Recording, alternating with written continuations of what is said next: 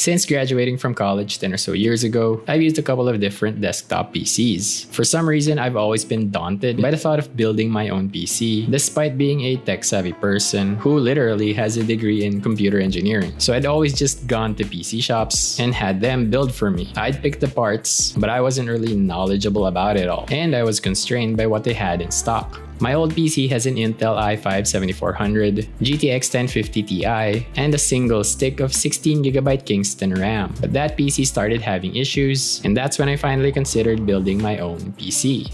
It all started in late October of 2022. My PC started acting up, randomly restarting, or having the screen go dark with the components inside the case still on and functioning. I tried a bunch of fixes, and I thought I'd resolve the issue by cleaning the RAM, but after a week, the issue reappeared. Annoyingly, it was also kind of random, like when it started happening, it would continuously happen. But once I'd given up trying to get it to work and left it for a few hours, the issue would disappear for some time. I took it into a shop for repair, and the issue did not occur for the repair people at all. Very frustrating. I took it in a second time and thankfully the issue did occur. The repair person concluded that it was a CPU problem based on the error light on the motherboard. However, when I got home and did some more of my own observations, it seemed like all three lights, CPU, GPU, and RAM were going off. I then remembered that my brother's old PC was still in the house. Since he wasn't using it anymore, I might be able to use its parts to determine once and for all which of my parts was the cause of the issues. I opened it up and found that surprisingly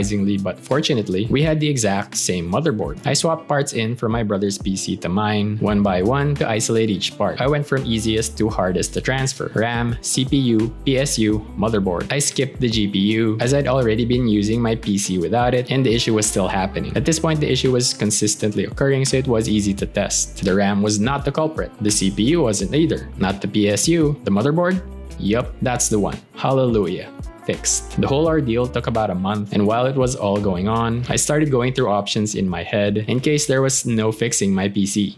Once I started doing some research on PC building, I got pretty excited. It seemed like a super fun process. I really should have done it a long time ago. The only downside is that when I start researching something like this, I go hard. I spent like weeks from November to December of 2022, non-stop, just researching. And with a PC, I feel like you can just research indefinitely since there's so many parts and so many factors to consider. I was also building this as not just a gaming PC, but also for digital art and content creation. So that added even more to consider. I went back and forth between budget, mid-range, and high-end builds. I eventually settled on a pretty high-end, but still not maxed out build since there's just kind of no upper limit considering GPU prices. The overall price ended up being around $1,500 US, and here are the parts I went with. The Ryzen 7 5800X CPU, Deepcool AK620 CPU cooler, MSI Mag B550M Mortar Max Wi-Fi motherboard, 2 sticks of 16GB Team Group T-Force Dark Z Alpha RAM at 3600 CL18,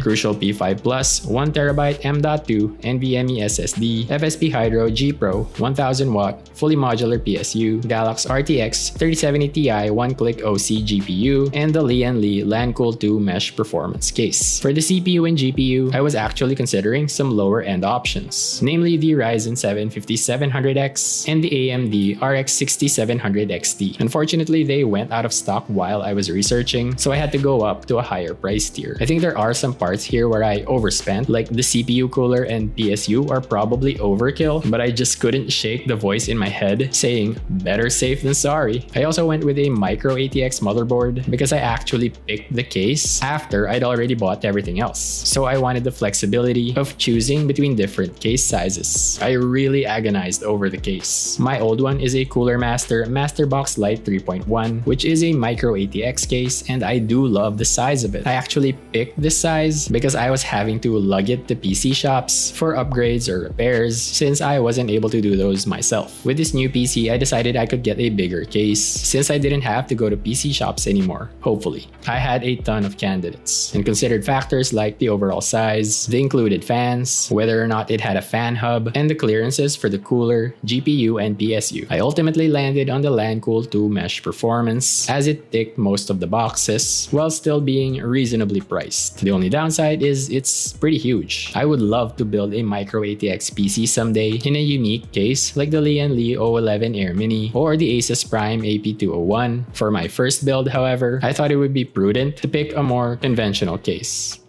The build was more frustrating and time-consuming than I expected, although I really should have expected as much. I am prone to frustration, and this is my first time doing this. The first point of frustration was with the CPU cooler. Getting one of the screws to catch on the mounting threads was way too difficult for some reason. The screws are on these springs, so you have to apply quite a bit of pressure to press it down, while also turning it to catch on the threading. I did manage it eventually. The second point of frustration was with screwing the motherboard onto the case standoffs. For some reason, I could not get the motherboard to align with the rear I/O hole properly, and the screws at the top left and the top middle were very hard to access because of the big cooler. No matter what I did, I could not get the top left screw to go in straight. I tried multiple times, but it kept going in slanted. I would then try to take it out to try again, but then the entire standoff would come with it, and I'd have to start over from the beginning. I eventually just gave up on the top left screw, leaving it out entirely. In hindsight, I should have done that way earlier and saved myself a lot of frustration. During this process, I had the case on its side on top of the table. I rotated it around a lot while trying to get at the screws. I didn't lift and turn. I just dragged it around because the damn thing is so heavy, and because of this, I ended up getting some scratches on the metal flap on the side of the case. I'm not sure how that happened. There wasn't anything on the table underneath the case at the time. I guess there was just some debris. This was pretty frustrating as I'd managed to damage the case basically before I ever got to use the PC. Fortunately, the scratches are thin and only visible with the right light. Everything else went quite smoothly, and I even quite enjoyed myself doing the cable management.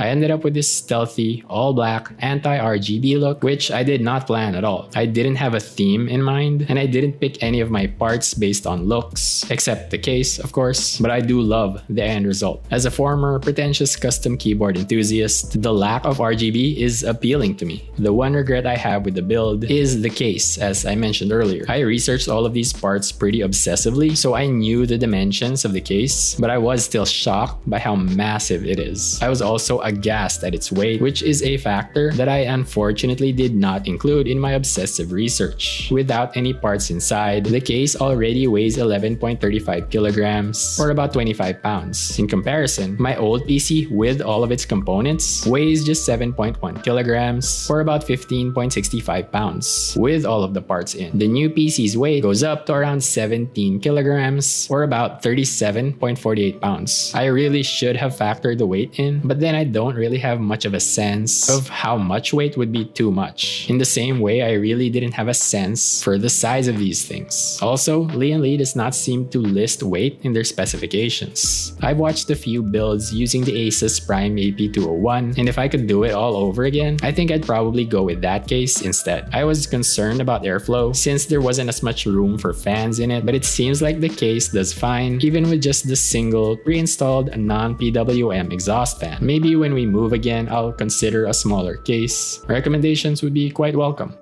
With all of the building done, it was finally time to use the PC. At the time, the newest game I had was Borderlands 3, so I downloaded that and got to playing. I was able to max out the settings at 1080p, and it ran pretty smoothly. However, I started getting some random crashing that I'd never encountered before. I'd previously played this game for many hours on my old PC at low to medium settings with no such issues. Later, I bought Assassin's Creed Valhalla on sale and moved on to playing that. This game also ran beautifully at max settings, but I also encountered random crashing. The game would just close with no error message at random times. I could not find a pattern to its occurrence. Sometimes during regular gameplay, sometimes cutscenes, once even in a menu. At first it was pretty rare, with hours in between crashes, so I managed to just live with it. But after 80 hours of playtime, it became unbearably frequent, occurring minutes, sometimes seconds into starting the game. I spent hours and hours and days scouring the internet for solutions, reading threads and articles, watching videos, trying whatever I could find. I even posted to Reddit about it and contacted official Ubisoft support. Eventually, I did find a permanent solution, disabling the XMP profile on my RAM from the BIOS. I found this from some Microsoft community support thread, among countless other fix suggestions, for the error NVL-DDM-KM event ID 0, which was the event that accompanied the crashes. This was a disappointing fix, as it meant that technically, my RAM wasn't working at its full potential. However, I've been using the PC now for a a few months with XMP disabled, and I haven't really noticed any performance degradation. I also recently started playing Death Stranding, which once again runs beautifully at max settings, and just out of curiosity, I turned XMP back on to see if it would affect this game too, and right on cue, it started crashing. So I'm just going to keep XMP off. I don't know what the issue is exactly. Could it be faulty RAM sticks? I know overclocking is technically a risk, but aren't all of these high-end gaming RAM modules built with XMP in mind? Team Group, if you're watching this, I wouldn't say no to some free replacement RAM.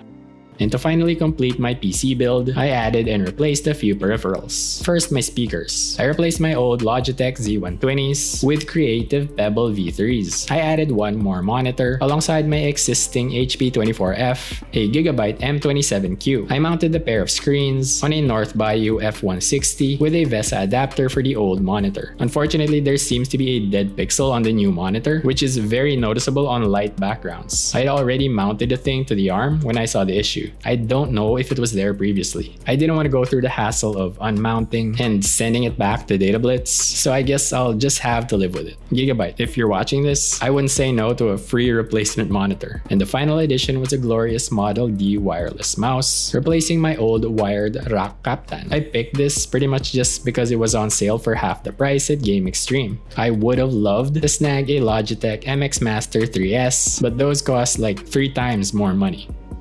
And that's my first ever PC build. What do you think of it? Have you built a PC recently? How does it compare with mine? Let us know in the comments. Thanks for watching.